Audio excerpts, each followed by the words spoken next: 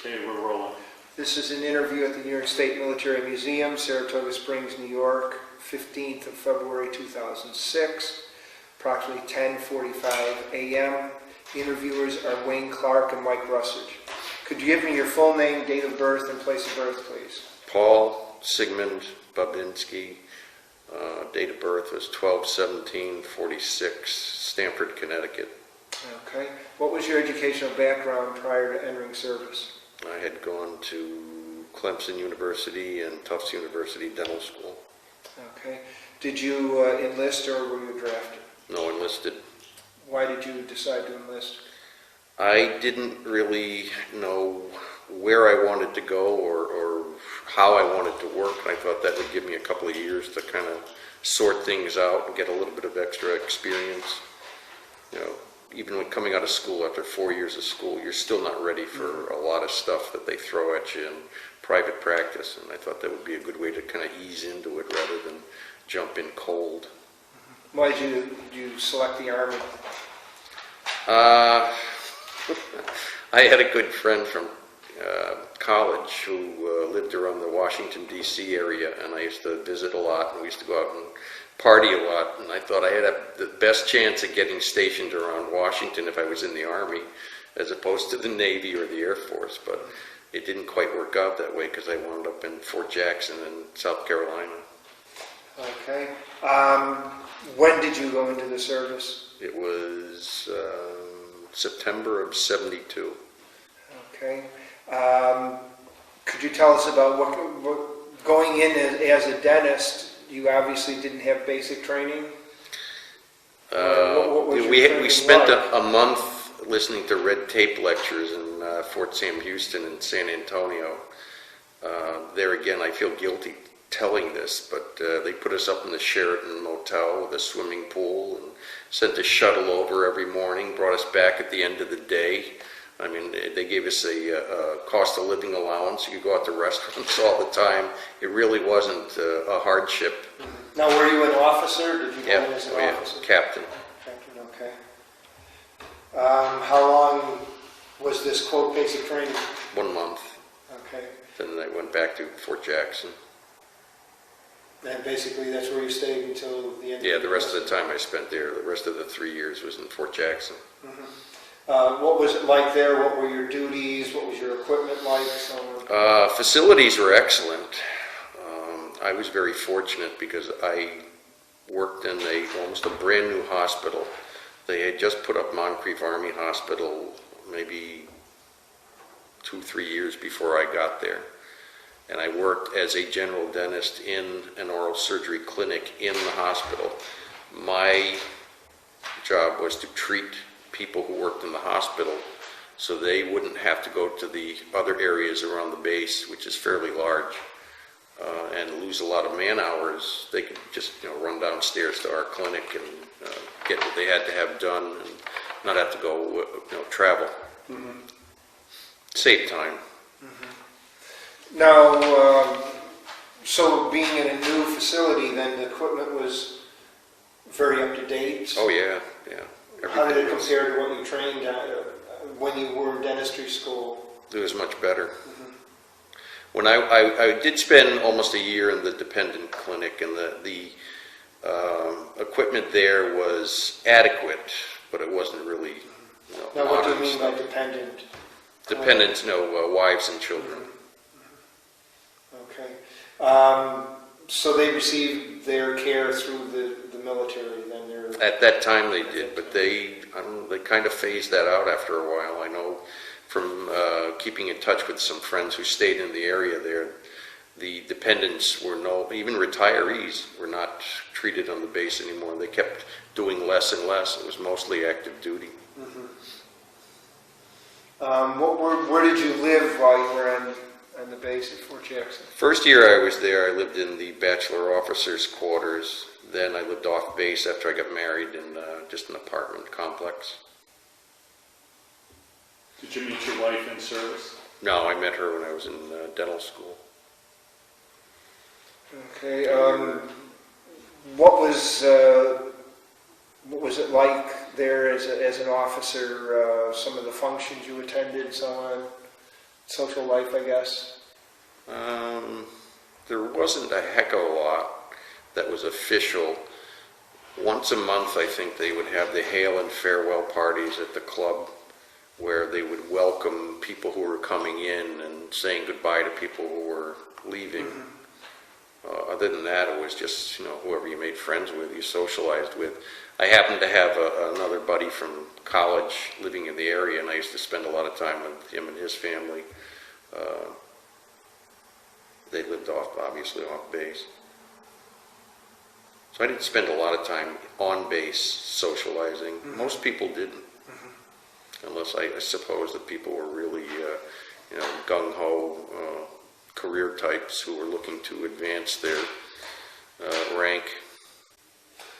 So did you do a lot of socializing off base then, with local people, or? Yeah, I'd say so, yeah. But they're also for instance, in our little part of the apartment complex, one of the guys who lived right below us was another dentist who worked on the base. And then there were a lot of different apartment places around the area, and the various dentists and the physicians would be in these areas, and we could just go, swap apartments and times, parties, and so on, dinners. I found that the people in the service were very congenial and sociable. I know in the service you get a broad spectrum of people, and I know there's a lot of poorer people that enter the service. Did you notice any special problems taking care of their teeth? I mean, were they in worse shape than some? Yeah, you did notice that there was a certain amount of, or there were more problems with people who were from the lower economic rungs, and they were definitely there. I mean, these people came from all over, and you knew that they were there because they probably had nothing else to do, and at the time Vietnam was on. I don't know if they were still drafting people or not. It was it was winding down, but they were still doing it, and but they were there. Yeah, and there was a definite socioeconomic thing going on where these people didn't have good dental care prior to coming into the service. So your work would be pretty challenging at times. No more challenging than what I'm doing now. But then again, in our area where we live, it's economically depressed. I mean, there's a lot of poverty around where we are. Now, where do you live now? Hoosick Falls. Okay. And how long have you been there? 30 years. So you find some similarities then with the economic structure of the people? Yeah, because I've also noticed that, and you may have seen this too when you were at Central School, a lot of the kids go into the service after they get out of high school. Yeah. They don't want to hang around town and work in a factory. They're not going to college, so the military is an option. Now, what were your officers like that you... The ones I had? Yes. Almost all of them were really good people. Yeah, I really liked them a lot. They were real good to me. Now, on the form you filled out, you said that there was no one experience that stood out, that you compared your unit to somewhat like the MASH TV show. Why? It just was. We had a good group of people working in our clinic. In fact, in both of the clinics that I worked at, it was just nobody took everything super seriously. I mean, I'm not talking about the dental work, but it wasn't strict military. What do you call it? What's the word I'm looking for? Decorum. You didn't go around saluting everybody and all that stuff. We were much more laid back, I'd say, than the line people who were really... I was going to ask you, do you think because this was a hospital site that it was a different structure, with the military decorum than if you were Yeah, I think so. somewhere else. I think so. Mhm. There used to be a little bit of resentment among the career people and the line officers because we came in as captains, and I think there was resentment there that they were working their rear ends off to try to advance their rank, and we just kind of waltzed in and way ahead of them, I guess. Now, did they pay the dental and medical people a little bit more money than, say, the infantry captain because of what you would be making on the outside? Is there any? Yeah, there was some of that, but it was still, we weren't getting paid a heck of a lot. I mean, compared to what you can make on the outside. Salaries were decent, but they weren't, you can make much more money if you were in private practice somewhere else. Now, were there some friends that stood out more than others, acquaintanceships that you made while you were in service that Yeah, stood out more? yeah, I'm still friends with one. My wife and I are friends with this one couple they still live down in Columbia. Talk to them from time to time. Haven't visited for a while, but we have over the years. Are there any experiences that you had that stand out more than others that you could talk about? One that was totally unrelated to dentistry or the service even. One of my friends drowned in a canoeing accident. It was in the spring of '73. And 3 guys went in a canoe to this river about maybe 75 to 100 miles away from where the base was. And they thought they were going to get in and just take a leisurely canoe trip. It wasn't white water. But Deliverance had just come out like the year before.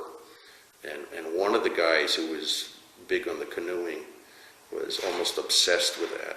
He really wanted to do whitewater canoeing in the worst way. But they went into this river, which happened to be at flood stage, and they didn't wear any life jackets, which was foolish. Evidently the canoe flipped on something, branch, tree, whatever, submerged, because I'd say the river was probably about 8 feet higher than it should have been, or normally was. And when the canoe flipped, and they had 2 life jackets, and being foolishly macho, they said, well, if one guy can't wear one, then none of us will, you know. And 2 of them got out, and 1 didn't. And we spent this happened on a Saturday night or Saturday afternoon. We spent Monday, I think, through Wednesday, searching, the woods around the river, looking for the body, which we didn't find at that point. It surfaced a few months later, or what was left of it, and the guy that I happened to be working for, my boss in the surgery clinic, had to go in and ID the body, according to the dental work, because it was unrecognizable as a human. They had asked me to go with them in the canoeing. I said, no, I'm not interested in that. I don't like being cold and or wet. And my parents were coming down to visit. They were on their way to Florida, so they were going to stop by, and I figured I better spruce my apartment up a little bit, make it presentable. And I said, no, I just don't have the time. And so he said, well, just drive one of the cars. They're going to take 2 cars, so they'll drop the canoe at one end and then drive down to the end where they were going to get out. And I said, no, I just don't have the time, so I skipped it. And I got a phone call from one of the guy's wives. It was about, 12 or 1 o'clock in the morning, Sunday morning, saying, this guy, Hank, disappeared, and they thought he had drowned. And sure enough, Now, he was a dentist, you said? Yeah. Also. He had just graduated at the same time I did. No, he was from New Orleans. I think he went to, I think it was LSU Dental School. Now, what was life like for your wife?